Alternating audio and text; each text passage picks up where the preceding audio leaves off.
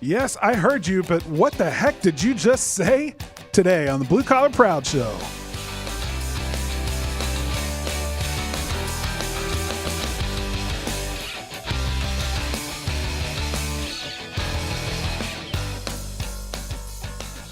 Hey there, Proud Nation, and welcome back to another episode of the Blue Collar Proud Show, the show that's all about having and living the blue collar business dream.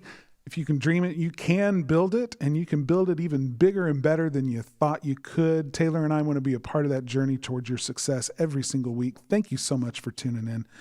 My name's Carter Harkins, and Taylor Hill here with me. You know, I do this every week. What? I'm just right here with you every week. You know, I like a certain predictability in the opening of the show. So, and every week I'm here and I say, hello, how are you? Having a good week. So we're going to get into a great conversation today, talking about jargon in our language and the way that we sell. But before we get into that, first I want to tell you about our sponsor, Closing Commander, the automated sales follow-up system that closes up to 20% or more of the open estimates in your business. You know, we've talked with business owners now of all sorts of sizes, from owner-operators all the way up to 40 truck businesses. And they all say they have the same issue.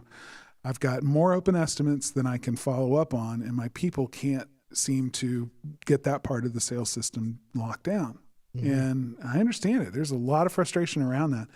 And that's really why we built Closing Commander. As a marketing company helping people sell, we saw that this was one area that needed attention, and we built a system to be able to automate that process. The only difference really is between thousands of dollars of open estimates to millions of dollars of open estimates. And some of the millions would, if we told you what they were, you'd be on the floor. Because I was like, really? Oh, yeah. I mean, it's unbelievable. Right. Yeah. What gets left on the table. But what people are doing is they're sticking their open estimates in the system, letting that system run, and it automatically is creating additional revenue for them. 6 figures, like $250,000 in some cases for some businesses in less than 6 months. This is a huge game changer for people. It works no matter what system you've got, no matter what field management software you have. This just sits right alongside it and works when you need to follow up with a customer you've presented an estimate to. So check it out. You can go to our website, www.closingcommander.com. Right there on the homepage is a big yellow button that says, give me a demo. And you can schedule a 30-minute demo and strategy call with me, yours truly. And I'd be happy to show you exactly where this sales follow-up automation tool fits in your existing sales process, whether you want the people in the field to be doing the follow-ups or whether you want to bring that into the office and let someone in the office handle that. We've got a way to be able to use the system that way for you to make it that much more effective and pick up those estimates that you've been leaving behind. So you can also use the link in today's show notes. And you will also be able to get your first 30 days completely free when you choose your plan and sign up. That's because you're a Blue Collar Proud Show listener. We are offering that to you. 30 days free, no charge, just because you're a listener. So go check it out right now. Do it right this minute, closingcommander.com. Okay, if you're still here and you didn't go to closingcommander.com, like I told you to just do right now, you're still listening. Hopefully, if you're driving, you didn't do that. You'll notate that for later, which I'm really kind of curious before we go on. I thought maybe you would have some really highfalutin jargon in the sponsorship portion of our show today, considering we're talking about highfalutin jargon. Well, I'm certainly guilty of it. And, and I think everybody that does a technical thing, which in today's world is almost impossible not to have a job that has some technical aspect to it, some jargon that's just baked in. Yeah. I mean, right down to, if you work at McDonald's and you're selling burgers, there's going to be technical aspects to your job that didn't exist before. We've just become a more technical world. So jargon is almost inescapable. And yet, it's so critical to make sure that we remove the jargon from our language when we're talking with people that don't know what the heck we're saying. Yeah. It's crucial. And it's hard to do. It's harder than you might think to assume the role of understanding this person. They call it the beginner's mind of putting myself in the shoes of someone that knows nothing about what I do and explaining to that person what it is that I do, It's and hard. what their problem is that they've asked me to help them solve. Yeah, It's a very difficult it can be process. really, really hard. So have you ever lost a sale or opportunity because of the language you've used? I'm sure I have. I mean, absolutely. The problem, though, is that you don't know which ones you lost because of that. There you They go. don't tell you, well, I decided I don't want what you have because you talked about it for 30 minutes and I still don't know what it is you do. Yeah. You know, So they it's don't clarity. say that. They just say, yeah, I've thought about it. I don't think I'm quite ready for that yet or whatever. So they obscure the fact. Nobody wants to admit that they're ignorant about what you just went on about. Yeah. And then nobody wants That's to true. say, I have no clue what you're talking about. They'll just nod along and go, yeah, makes sense. Okay. And then walk away going, I don't know what that was about. It's kind of like getting old like me and going here in the back with all these people and talking about 8-tracks. And they look at you and they just they shake their head, and then you look at them and go, y'all don't really know what the heck I'm talking about, do you? And they're like, no. Yeah. I said, okay. So that's about it. you and I live in a very technical world, Mm-hmm. and a lot of what we do is technical. But and so I kind of pride myself in my competence to keep up with tech speak in most situations. But we had a situation the other day where I had two developers sitting in the room together, and I had introduced the two of them and was really there just to facilitate the building of a relationship between the two of them. And they started talking their world, right? Their level of jargonized understanding of what they do. And it left me so in the dark. It was fascinating. I'm not used to being the dumb one in the room, and I was the one who had no idea what they were talking about. And Well, that was a good experience for my ego, and a good reminder that I need to be careful about not doing that to others. I think what people need to remember is they need to think of their tech speak as a different language. Yeah, well, that's interesting. You know, because one of the funniest stories I have ever told anybody was I was helping somebody buy a car, and this particular person was bilingual, but you would have never known it by the way she looked. It was just an old friend of mine that just said, hey, can you take me around to some of the car lots? I said, sure. This has been years ago. And we were at a car lot, and there was a couple of guys there that were Spanish speakers, and they started speaking Spanish. And I'm telling you, she whipped around like nobody's business and just started I don't know what, I have no idea what was said because I was just listening, but the body language, and they got red, and I mean, they were embarrassed, and it was something else. And it always reminds me, you know, you don't know who speaks the language, but most of the time, nobody in the room speaks the language. So if you think of it as a totally different language, us assuming somebody doesn't speak it or assuming somebody does can be mistakes on both ends. Right. So you have to ask questions, which I think is another really viable thing in communication, is to ask. Because I'll ask somebody, do you know what SEO means? Do you know what an HTML site means? Do you know what schema means? What schema markup means? And some people, yes, I know what that means. Other people, yes, partly not. But you ask the question so that you know, okay, what do I need to explain and what do I don't need to explain? Because I don't want to bore you to explain something that you already really do know. Right. But at the same time, there's a base understanding you need to have for us to have this conversation. Mm-hmm. You know? So to stop and find out what is the language ability or the language or the jargon that you use. And this is not a dummying down your language type deal and make it so simple. This is really translating what you do into a language that somebody else understands and not using all the, what do you call it when I say SEO? It's short for search engine it's called something. An acronym. Mm-hmm. Thank you. You know, not using the acronyms and all that kind of stuff, because that's where we get lost. Well, yeah, it is. And we understand it at a fundamental level, and we can talk about those things, but it's if the goal is to communicate clearly with someone, then I always try to take the approach of not worrying at all about what it is I do, and talk only in terms of what results I can give them, and make sure that those results are things that they care about, right? So let's put this in the language of HVAC, right? If I show up and I start talking about, 4-ton units and BTUs and all of these, this jargon, most people glaze over at that. Most homeowners.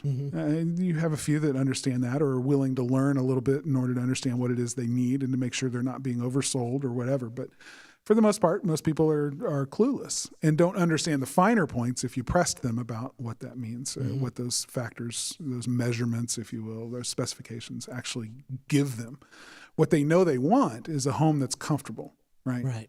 And most people in HVAC that sell know that that's the case, and the entire industry has done a really good job of positioning themselves. They don't have technicians; they have comfort advisors. So they've built up the language around it to actually help prevent a tendency toward lapsing into jargon speak and tech speak when talking with customers.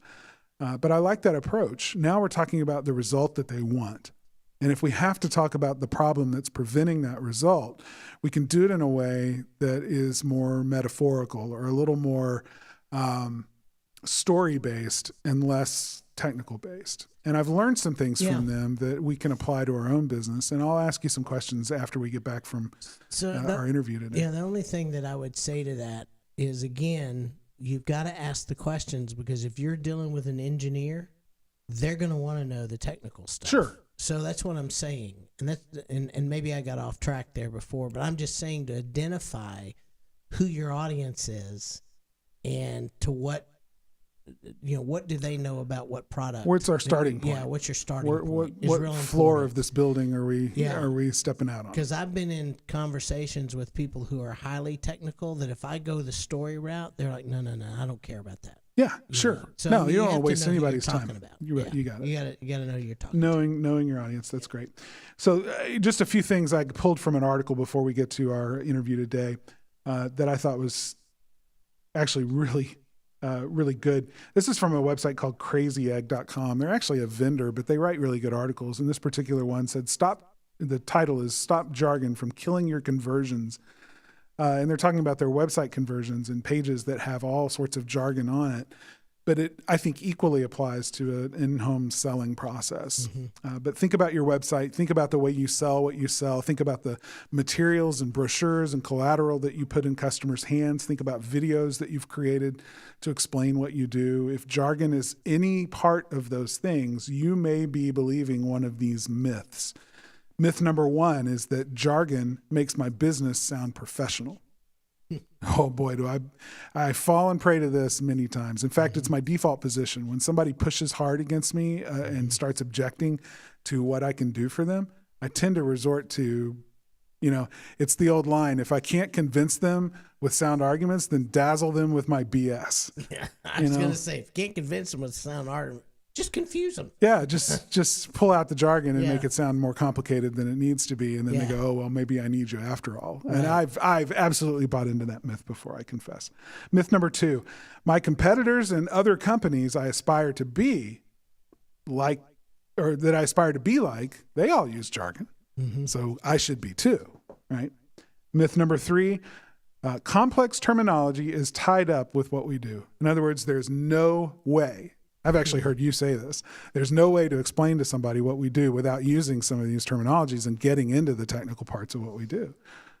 Yeah, no, and I would tell you that normally the only people that I end up having to do that with are the technical people, because they want to know.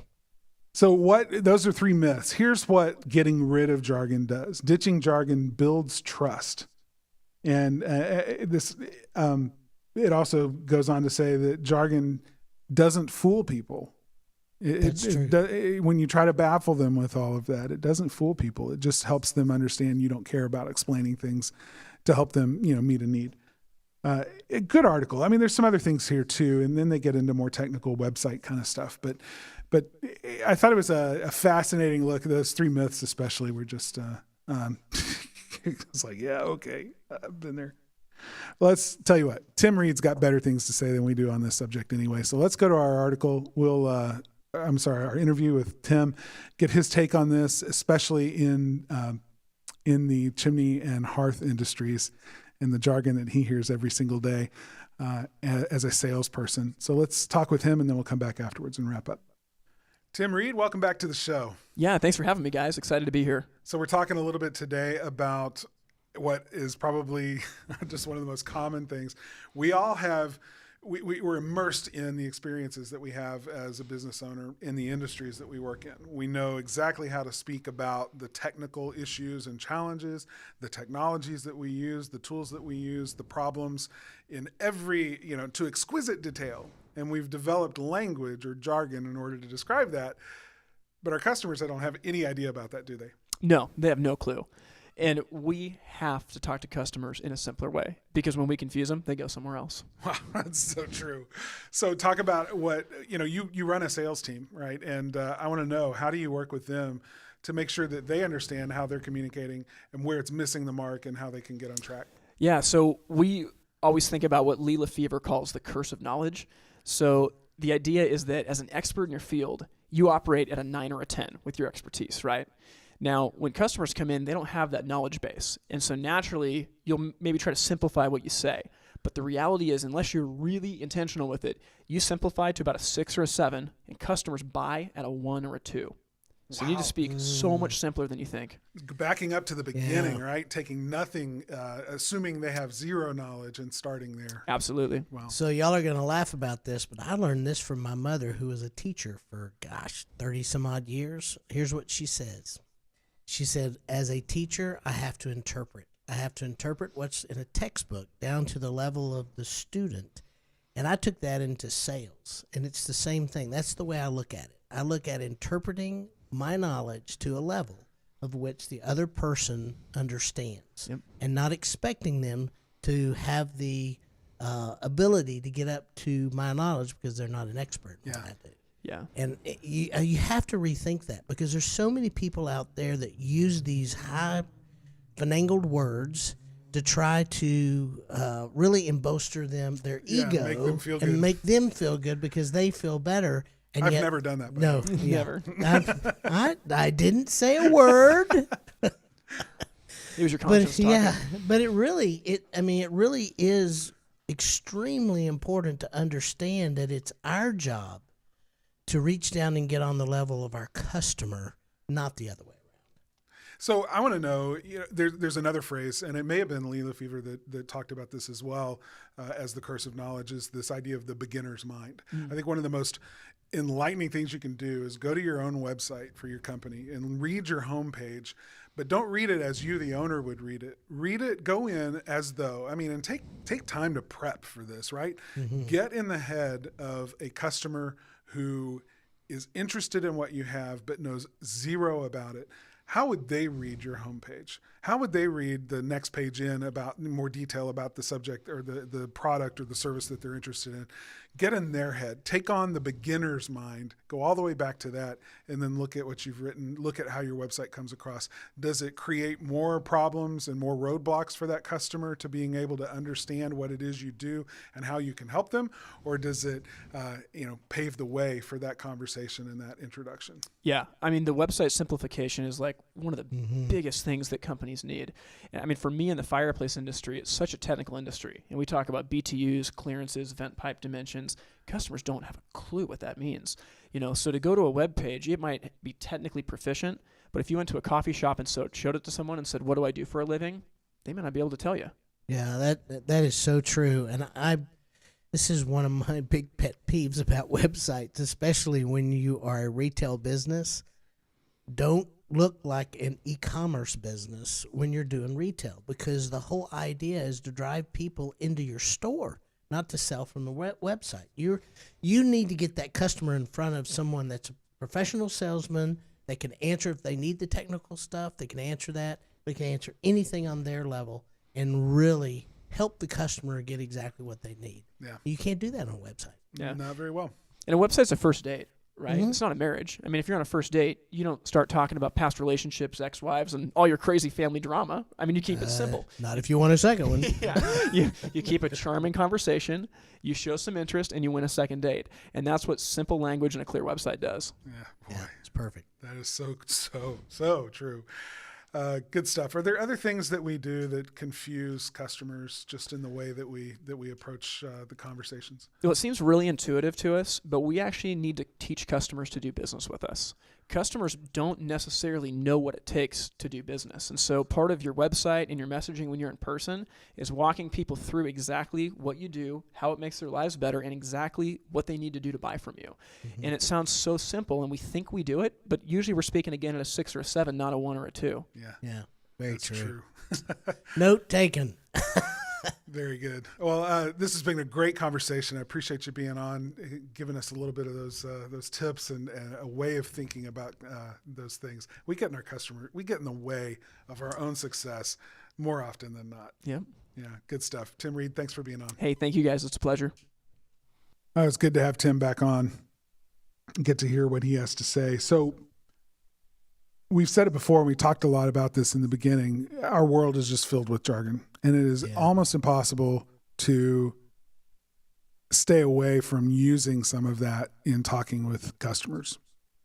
But yet we both know that we both try very hard not to do that, but there are occasions where it still does. I just wonder, as a salesperson talking to other salespeople, even if they don't sell what we sell, which is online marketing and SEO, how do you keep yourself from slipping into that? And what do you do when you do catch yourself doing it? How do you get yourself back out of that to start talking about the problem in a different way? Gosh, this is kind of a weird thing, because in what we do, there's so much about search engine optimization and online marketing and PPC, which is pay-per-click ads. There's so much of that online. Most of the people that come to me know all of it. Yeah, they have some basis. Yeah, they have some basis. And probably a lot of understanding. misunderstandings. Yeah, and I was going to say, some people think that SEO is pay-per-click. Right. So a lot of what I end up doing is parsing through what they believe about it and what they think it is, and then telling them what each one really is, and how kind of a different way to think through that, and then how each one of those things impacts them, if that makes sense. It's a totally different kind of a technical situation in that realm, because that's kind of on the surface technical stuff. When we get into things like JavaScript and schema markup and some of that stuff, I hardly ever say anything about that. But I tell them there's some code stuff underneath that I don't understand, you don't understand, but we got to do. Mm-hmm. That's kind of the deal. And they get that. And it's easy to kind of just parse through that. And so I kind of look at the difference is, if you're talking to somebody, let's go back to the HVAC company. If somebody comes to me, because I've had to replace a heater before, my concern is, how big do I have to put a heater in here to heat this house, efficiently and effectively. That's what I'm concerned in. And if they say, well, you need a 2-ton, 3-ton, whatever ton it is with so many BTUs, that's okay. I understand that on a base level.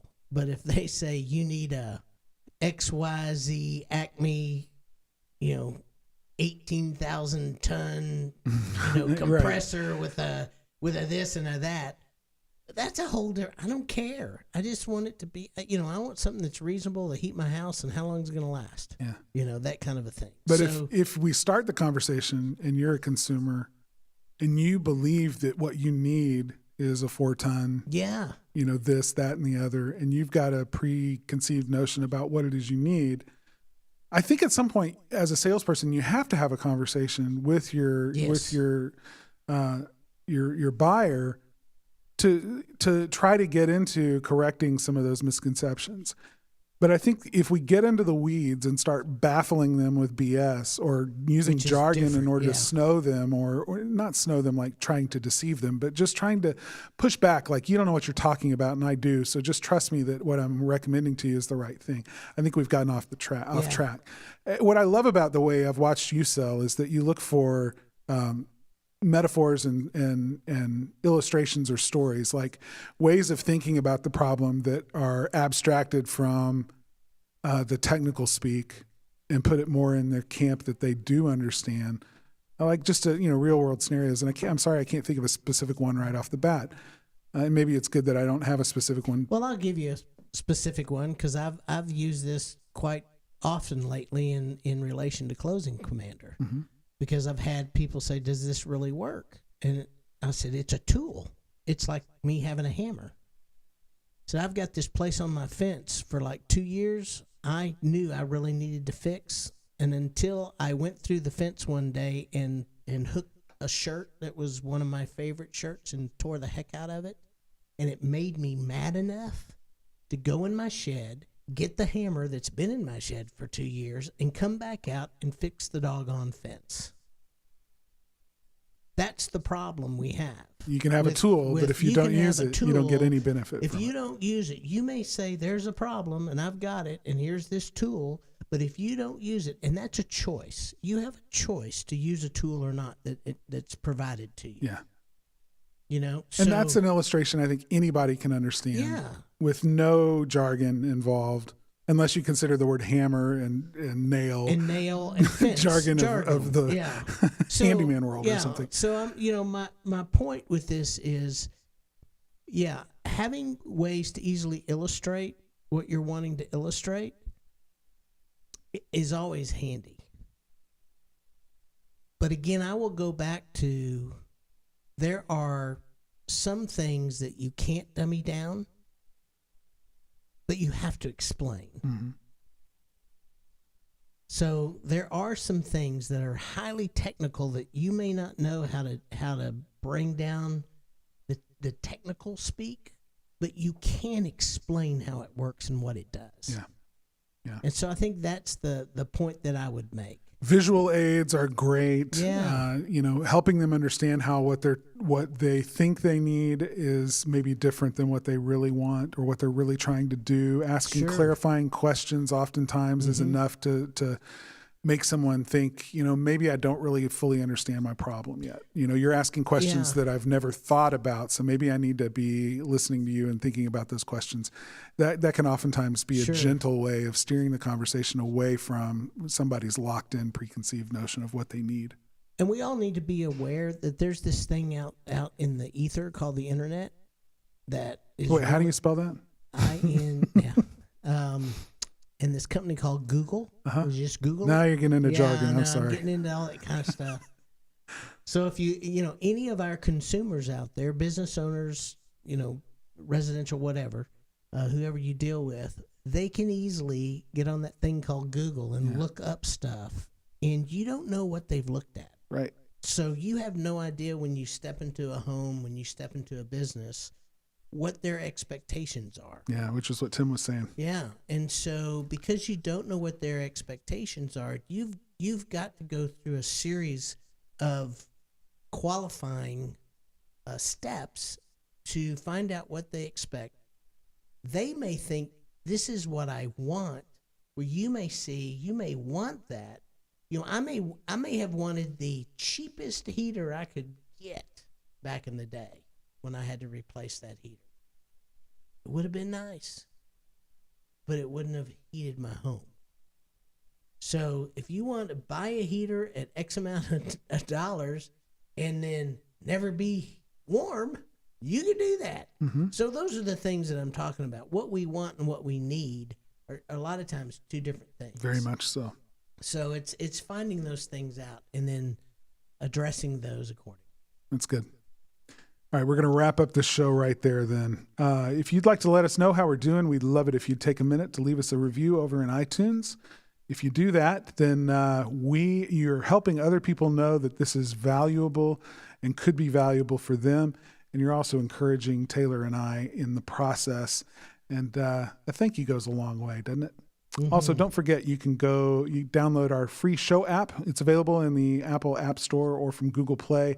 Lots of good content, bonus material, all the videos Jonathan shoots and puts in there. Great stuff. Also, special offers like this one. Reminder to sign up for Closing Commander.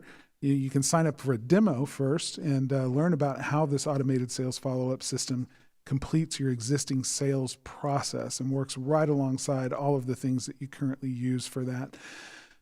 Do that over at closingcommander.com. Also, a reminder, you can buy our book, Blue Collar Proud, 10 Principles for Building a Kick-Ass Business You Love. It's available in both Kindle and paperback at amazon.com.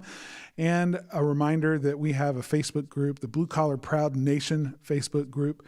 Find it, join it, hang out with us over there if you would. Of course, you can also find out about all the other places where we exist, and you can connect with us online by simply going over to our website, bcpshow.com/connect. And that does it for this episode of the Blue Collar Proud Show. As always, Taylor and I want to just thank you for listening every single week. Thanks to the people that make this show happen. Aaron Blaze, our technical director, Jessica Wynn, our show coordinator, and Jonathan Sanders, our community manager. Until next time, remember, it takes the same energy to build a business that gives you everything you want in life as it does to build a business that takes everything you've got. So why not build it the Blue Collar Proud way? We'll see you next time. We're right here on the Blue Collar Proud Show.